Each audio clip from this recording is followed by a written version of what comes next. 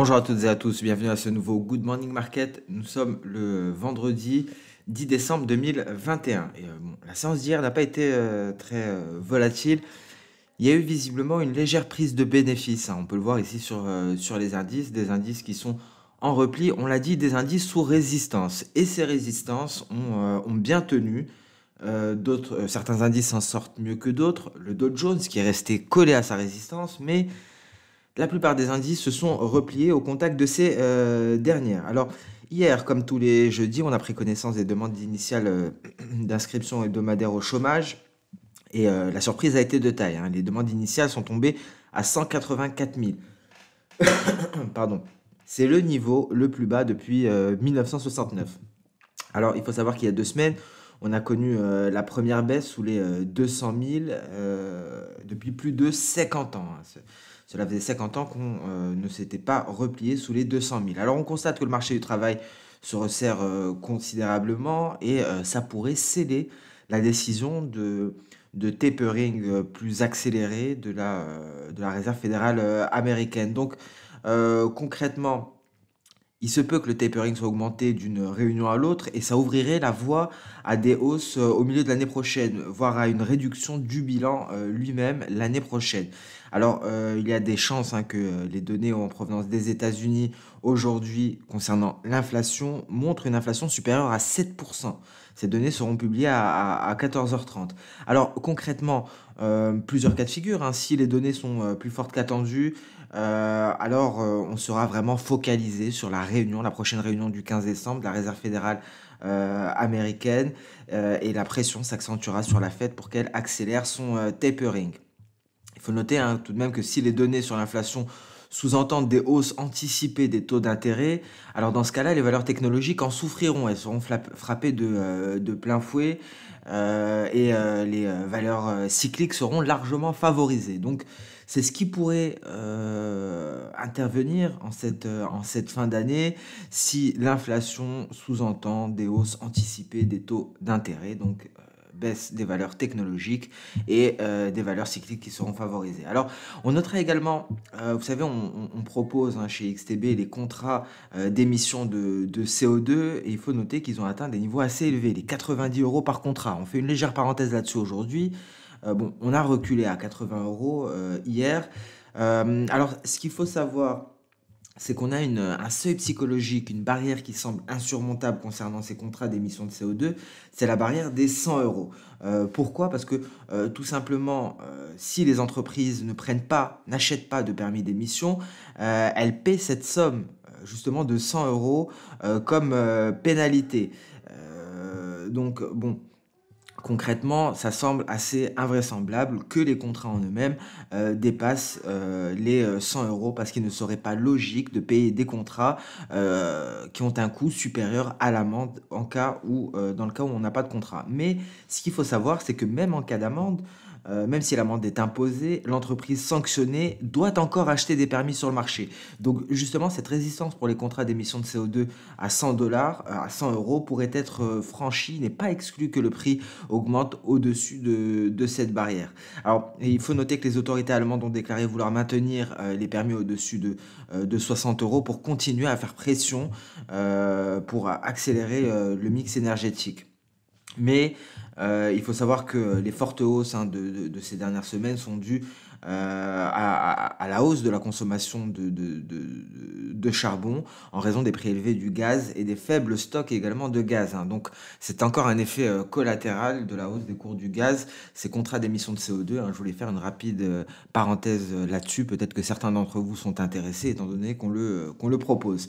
Concernant le pétrole brut, on reste dans l'énergie, la plupart des matières premières ont été sous pression, hein, il faut le noter, par le dollar et par le sentiment relativement moins bon hier. Le pétrole WTI n'a pas réussi à franchir une ligne de tendance baissière qui relie les différents sommets, dont le sommet de 2014. Et on notera que le ministre irakien du pétrole a indiqué que la libération des réserves stratégiques par les États-Unis a un impact négatif sur les cours du pétrole, mais cet impact sera limité dans le temps, mais également sur les prix. Une chose, un fait que l'on avait déjà signalé auparavant. Une petite parenthèse sur, la pandémie, notamment le nouveau variant, Omicron et on va terminer, hein, par, une petite nouvelle en provenance d'Australie et on compatit à ce niveau-là. Alors concernant le Covid, des scientifiques japonais ont découvert que Omicron est 4,2 fois plus transmissible que Delta et qu'il a plus de chances, pardon, d'échapper à l'immunité, heu, au vaccin.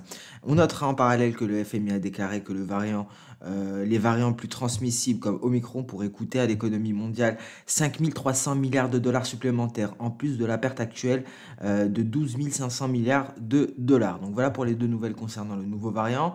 Alors, dernière nouvelle en Australie, la bière est rationnée en Australie en raison d'une rupture de la chaîne d'approvisionnement. Et c'est sur ce qu'on termine notre contexte de marché. On va passer sans plus tarder sur le compartiment des indices boursiers. On commence par le CAC 40. On avait parlé de ce gap, souvenez-vous, avant-hier, parce qu'il n'y a pas eu de good morning market hier. Alors, le gap a été comblé.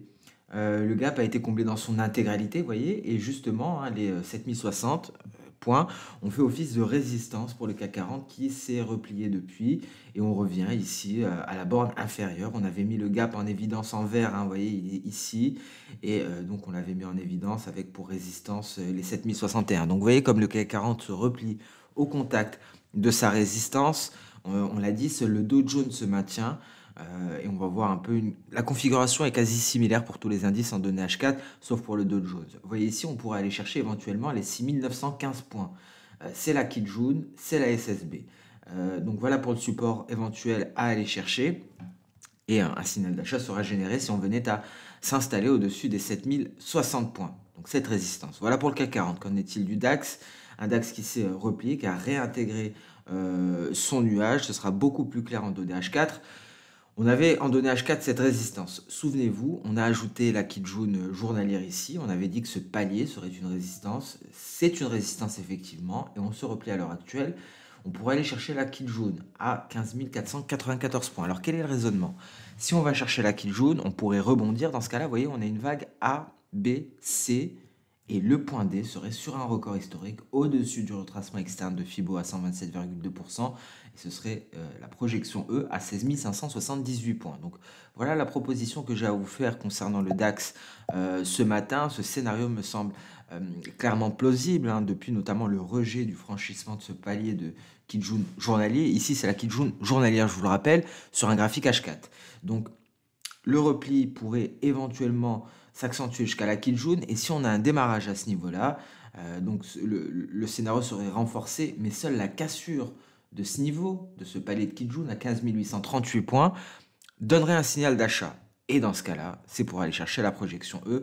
Bien entendu, hein, on peut mettre des objectifs intermédiaires à 16 000 points tout d'abord, ensuite sur les précédents records sur le retracement externe. Mais l'objectif final est à 16 578 points. Ce serait un nouveau record pour le DAX. Voilà pour le DAX. On passe à présent sur le Nasdaq, sur sa Kijun en données journalières, 16 150 points très exactement. Qu'en est-il en H4? Alors ici, on est sur un support assez intéressant, je voulais encadrer en jaune. C'est notre fameuse moyenne mobile à 200 périodes. Donc c'est ce qui me dit qu'on pourrait assister à un rebond dès aujourd'hui, un rebond donc du Nasdaq à ce niveau-là, justement, sur la moyenne mobile à 200 périodes. Si ce scénario se réalise, dans ce cas-là, le raisonnement est le même que pour le DAX. Le DAX, qui, je vous le rappelle, selon ce raisonnement, ce scénario de marché, pourrait aller chercher sa Kijun, donc un repli qui pourrait s'approfondir, ça nous donne une vague ABCD. Sur le Nasdaq, on est peut-être déjà sur le support, et voici notre vague A, B, C, et le point D, sur un record historique, 17 323 points. Donc peut-être un rallye de fin d'année ici, et donc je vous fais des propositions éventuelles de niveaux à aller chercher si ce rallye se concrétisait, et ce sont les projections au soda qui nous donnent ces niveaux-là. Voilà pour le Nasdaq. S&P 500, léger repli, à l'image du Nasdaq. Ici, on avait également une résistance que l'on n'a pas marquée auparavant. On marque une pause, on se maintient aux alentours des 4670. Alors, je n'ai pas préparé de projection d'Osoda, ça me semble beaucoup moins propre sur le S&P 500, mais n'hésitez pas à le faire. Voici le point A, ici, le point B, le point C, et on le voit selon le repli BC, ce serait une projection E. Parce que le repli baissier est largement inférieur à la moitié de la hausse AB. Je pense que vous avez tous plus ou moins intégré comment fonctionnent les projections d'Osoda. Le Dow Jones, c'est différent. Vous voyez le Dow Jones, on se maintient à un certain niveau, aux alentours des 35 760 points. Et on le voit, on a atteint la résistance et on ne s'est pas replié au contact de cette résistance. Donc le Dow Jones a visiblement une possibilité de nous donner un réel signal d'achat très prochainement, peut-être en cours de séance aujourd'hui. Et donc les 35 900 points pourraient être franchis, on pourrait s'installer au-dessus pour aller chercher les récents, les précédents records. Donc vous voyez un petit peu la différence d'un point de vue configuration technique, d'un point de vue Ishimoku pour les différents indices. On l'a vu en H4, que ce soit pour le CAC 40, le DAX, le Nasdaq, le S&P 500 ou le Dow Jones. Le Dow Jones est resté collé à sa résistance ici. Et donc, s'il parvient à se hisser au-dessus des 35 800, direction 35 900, et si ça franchit le 35 900, donc la voie est ouverte pour les récents records historiques. Les crypto-monnaies à présent, toujours sous pression les crypto-monnaies. Donc, vous voyez le Bitcoin sous les 50 000 dollars, à 48 000 dollars environ. Donc, on se maintient dans un tout petit range qui est entre 47 000 et 52 000. Vous voyez ici en donne H4, on n'est pas parvenu à franchir ce nuage. Il y avait un twist, c'était très simple.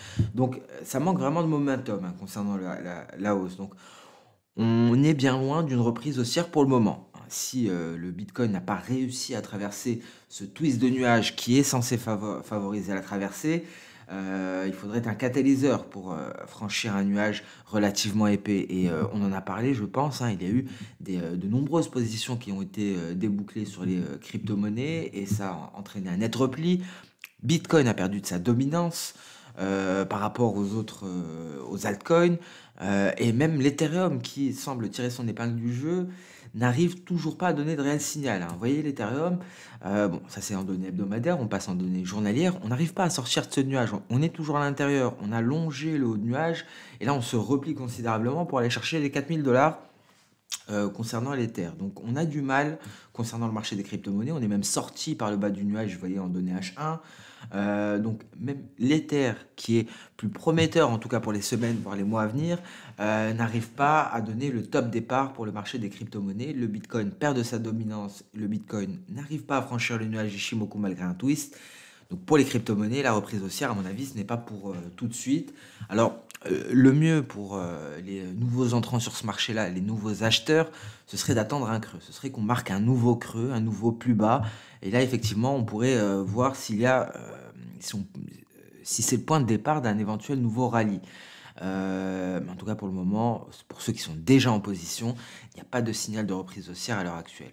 Donc la situation est quasi similaire pour toutes les crypto-monnaies. Il n'y a aucun altcoin ne donne de signal de reprise haussière. On passe sur le compartiment des matières premières. L'or 1770 qui n'arrive pas à trancher, pas de direction claire. On est en train d'osciller autour du nuage journalier. D'un point de vue H4, vous voyez, on n'arrive pas à intégrer le nuage H4, on le longe. Alors maintenant, bon, visiblement, mais la vision est plus baissière, on peut le voir, cet échec de franchir le nuage témoigne de la faiblesse de l'or, et donc l'or pourrait poursuivre en direction des 1740, c'est toujours d'actualité, surtout depuis qu'on est repassé sous B, depuis qu'on est repassé sous les 1777. Donc prudence sur le gold, perspective baissière, éventuellement, selon moi, à venir. Pétrole WTI à présent, alors là c'est intéressant aussi, aujourd'hui j'ai beaucoup de projections de soda à vous proposer, parce qu'on a eu des rebonds, et parce qu'on a eu des replis suite au rebond. Donc ça me donne des points C. Donc j'ai des propositions à vous faire. Vous voyez le pétrole, le WTI, on est allé chercher les 70-80, on les maintient. Effectivement, la Kijun, le bas de nuage, a été une résistance. Donc maintenant, est-ce que c'est le point de départ d'une nouvelle jambe haussière? Une jambe haussière qui pourrait rencontrer dans un premier temps les 76-60, le bas de nuage, avant de tenter un franchissement de nuage ici pour aller chercher les 84 dollars. Alors, ce scénario n'est valable que si le support à 70-30 est préservé. S'il est cassé, attention, on pourra avoir un autre objectif, surtout si on va chercher ici par exemple la Tenkan, ça pourrait être une projection N. Plus on se replie, plus il faudra envisager une nouvelle projection. Si on va plus bas que la Tenkan par exemple, ça deviendra une projection V, parce que le repli sera supérieur à la moitié de la hausse, AB. Donc, en tout cas pour le moment, si on assiste à un rebond aujourd'hui, à une reprise haussière des cours du pétrole, l'objectif serait à 84 dollars le baril. Gaz naturel, on reste bas, on reste sous les 3,975. Difficile, ce sera difficile de se hisser au-dessus des 4. On a un objectif à 3,090. Alors, je voulais vous parler du blé, hein. Souvenez-vous de cette clôture mensuelle. On n'a pas réussi à la faire au-dessus du retracement de Fibo à 78,6%. Alors, pour ceux qui n'ont pas suivi notre vision sur le blé en données mensuelles, on s'attend à un rallye haussier qui pourrait ressembler à ce que l'on a constaté de 2006 à 2008, hein. Vous voyez, on a eu une configuration technique qui ressemble énormément avec une phase de range qui a duré plusieurs années, ici et ici en vert, sorti par le haut du range et par la suite on entame un rallye aussi avec une amplitude plutôt conséquente.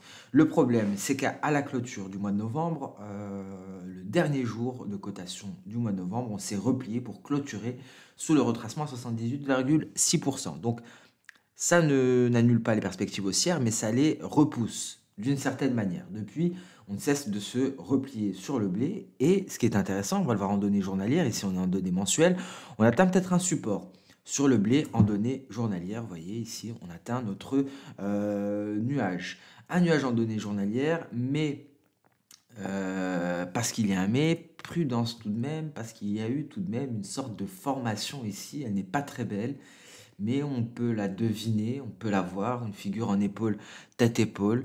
On a déjà cassé la ligne de coup en données journalières, donc de deux choses l'une. Soit effectivement le nuage fait office de support et là on assiste à un rebond, soit on s'écroule littéralement pour aller chercher un palier de SSB que l'on retrouve en données journalières. Voici ce palier de SSB, on va le prolonger et ça correspond très exactement à l'objectif théorique. Donc tout de même, en données journalières, on a ici deux scénarios concernant le blé. Donc très rapidement, soit le nuage joue office de support, et on va le savoir très rapidement, peut-être même aujourd'hui, et dans ce cas-là on arrive à rebondir, et vous l'aurez compris, si on refranchit cette pseudo-ligne de coup, c'est un signal d'achat, et dans ce cas-là on pourrait repartir de plus belle pour le blé, soit effectivement on réalise l'objectif théorique, et ça a du sens, parce que l'objectif théorique correspond à un palier de SSB aux alentours des 690. Donc voilà pour le blé, je comptais faire un point avec vous là-dessus. C'est une configuration que l'on suit depuis longtemps. On passe à présent sur le marché d'échange avec un range sur le billet vert. Ça va bouger aujourd'hui, hein. Il y a des données publiées en provenance des États-Unis. Donc range sur billet vert. On le voit largement en données H4. Est-ce qu'on va partir à la hausse? Est-ce qu'on y est presque? En tout cas, on est sur le point de sortir du nuage par le haut. Et la lagging span aura besoin d'un certain moment avant de se libérer, donc ce n'est pas si sûr, hein, pour aujourd'hui en tout cas. Ce range est visible également sur l'euro-dollar qui est toujours sous le seuil psychologique des 1,13, qui est repassé pardon, sous le seuil psychologique des 1,13 et la configuration est symétriquement opposée, hein, pour l'euro-dollar en données H4, hein, par rapport au billet vert. Vous voyez ici on est sur le point de sortir par le bas du nuage, sur le billet vert on est sur le point d'en sortir par le haut. Donc voilà pour le roi du marché d'échange et l'euro-dollar. GBP-USD, on est allé toucher du bout de la mèche inférieure le fameux support. C'est chose faite. Ça fait très longtemps qu'on l'attend, hein. On a suivi le cap depuis longtemps lors de sa tendance baissière. Il y a eu des moments d'incertitude, de doute, hein. Je pense à ici, ce cercle jaune, mais l'objectif a été atteint. Alors à partir de maintenant, comment réagir? Prudence. Alors excusez-moi, hein, j'ai du mal à régler, voilà, le zoom. Ishimoku ne nous sert à rien, on est sous tout élément Ishimoku, donc voilà, donc c'est beaucoup plus visible, hein. Des fois, on peut se permettre d'enlever Ishimoku, hein, même si on trade tous les jours avec, ça permet de voir l'action des prix. Ici, on est sur un important support, hein, vous le voyez, si on le casse, prudence parce qu'on pourrait s'effondrer littéralement assez rapidement ici pour aller chercher les 1,2940 environ, 1,2950. C'est le prochain support, c'est beaucoup plus bas, donc prudence à ce support qui est un support majeur. Le GBP-USD est quasiment au bord du gouffre technique, hein, parce que plus de ça, ce support sera un support très important à surveiller. Vous voyez, la dernière fois qu'on l'a cassé, c'était à ce niveau-là. On a perdu plus de 10% sur le GBP-USD. Donc, le bord du gouffre technique, c'est plutôt le prochain support. Une zone de support que l'on retrouve à ce niveau-là. Donc il faudra être extrêmement prudent en cas de cassure des 1,3180 sur le GBP USD. Alors, on a parlé avant-hier de l'AUD USD, très intéressant, l'AUD USD. Vous voyez, on l'a fait. Petit à petit, on est allé chercher les résistances. C'était des précédents creux, hein, c'est ce que l'on disait. On est sur les 0,7166. C'est le dernier rempart avant la Kijun si on le franchit. Alors peut-être un petit moment de range avant de franchir la Kijun. Et ce sera intéressant si on franchit la Kijun. Parce qu'on aura une réelle amplitude à la hausse pour aller chercher le nuage. On pourrait augmenter de plus de 2%. Voilà pourquoi je choisis de continuer de vous parler de la UDESD, qui est peut-être en train de se retourner, hein. Vous voyez, on a eu une baisse très régulière, on a marqué un creux et on est en train d'escalader pas à pas les différentes résistances. Et sur ce, nous allons mettre un terme à ce dernier Good Morning Market de la semaine. Je vous remercie pour votre fidélité. Je vous souhaite une très bonne séance de trading, un excellent week-end et on se donne rendez-vous dès lundi pour le prochain Good Morning Market. Au revoir.